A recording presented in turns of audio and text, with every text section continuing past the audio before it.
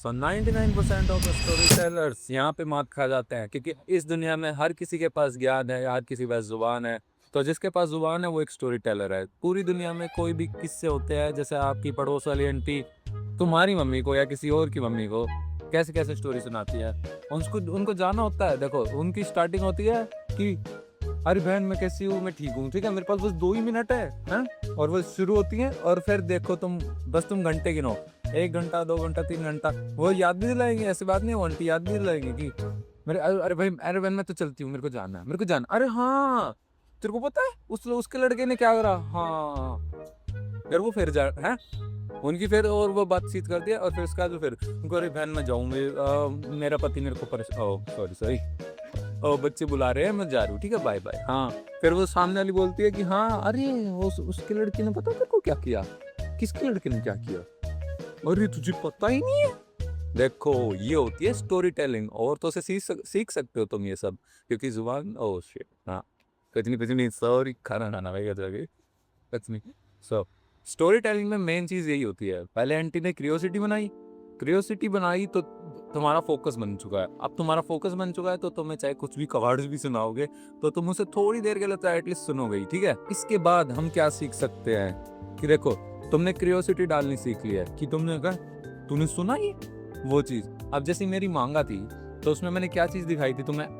Starting होती है एक बच्चा जिसको घर से बाहर निकाल दिया और रोड पे धक्के खा रहा है, उसको भूख लग रही है, उसके पेट में दर्द हो रहा है, धीरे धीरे धीरे उसकी आंखें ब्लरी हो रही है और वो कोलैप्स कर जाता है। अभी बस इतने सेगमेंट को लेते हैं हम। और इससे तुम क्या सीख रहे हो। स्टार्टिंग मैंने कहाँ पे किया है कि एक लड़का उसको घर से बाहर निकाल दिया। तुम्हारी क्यूरियोसिटी पीक कर गई इस टाइम पे कि भाई ये लड़का कौन है। क्या तुम्हारे दिमाग में कई सारे सवाल आएंगे, 2-3 सवाल को एटलीस्ट आएंगे। पहला सवाल, ये लड़का कौन है।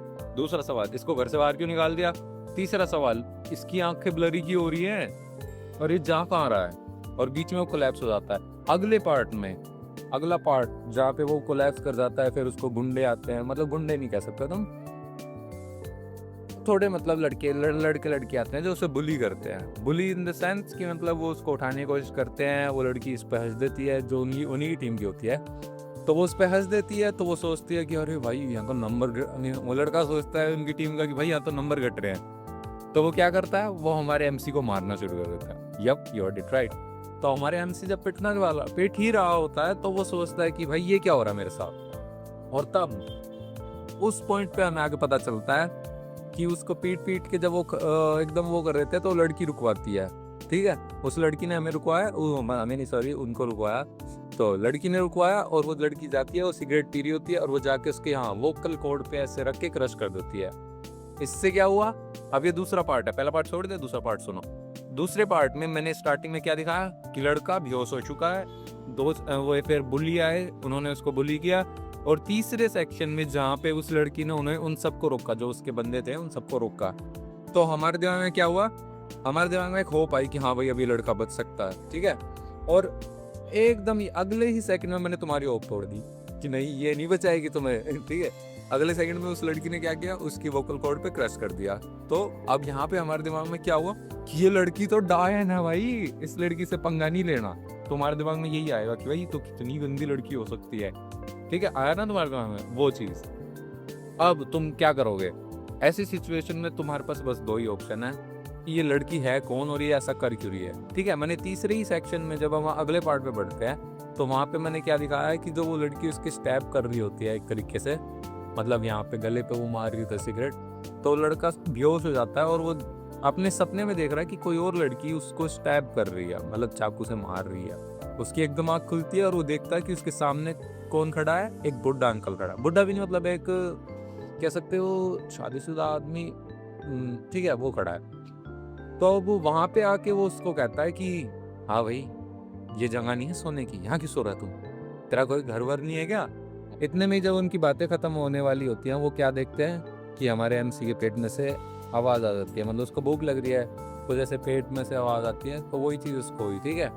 तो जो वो सॉरी जो वो आदमी है वो उसको कहता है कि चलो मेरा रेस्टोरेंट पास में ही, मेरा कैफे है पास में, मैं तुम्हें वहाँ कुछ खिला दूंगा।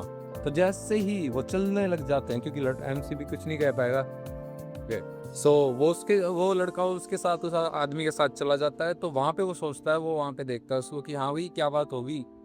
जैसे ही वो एक गली के कोने पे आते हैं या रोड के कोने पे, जैसे ही आते हैं वो आदमी कहता है चल वे निकाल अपना सारा सामान जो भी तेरे पास है, और इतने में ही हमारा एमसी जो कि एकदम टूट चुका है तो वो रोना शुरू कर देता है। यब जो वो आदमी है वो एकदम पैनिक कर जाता है, भाई क्या करते को, ओए भाई भाई रो मत रो, क्या चाहिए तेरे को, टॉफी चाहिए, क्या चाहिए बता तू मैं दे दूंगा यार, रो मत प्लीज। लोग देखा कुछ देख तो नहीं रहा, ऐसे करके वो ऐसे पैनिक हो जाता है। ठीक है, तो अब इस सीन से तुम क्या सीखते हो कि पहले बंदा गया, उसने उसे होप दी कि हाँ भाई चल तू मेरे साथ चल, और हाँ तू मेरे साथ चल, हम तेरे को लेके चलेंगे, मैं तेरे को अपने कैफे में खिला दूंगा, तो तुम्हें लगेगा कि हाँ भाई ये बंदा तो ठीक है, ये तो उसे लेके जा रहा है। लेकिन जैसे ही गली का कोना आएगा और वो कहेगा कि हाँ चल अपना सब निकाल सामान, अपने जूते चप्पल जो भी तेरे पास है, अच्छा बुरा जैकेट वगैरह वो सब निकाल, तब तुम सोचोगे कि ये तो बहुत ही गंदा बंदा है, मतलब अच्छा बंदा सोच रहे थे हमें से ये गंदा निकल गया, तुम ये चीज सोचोगे, राइट। उसी पॉइंट पे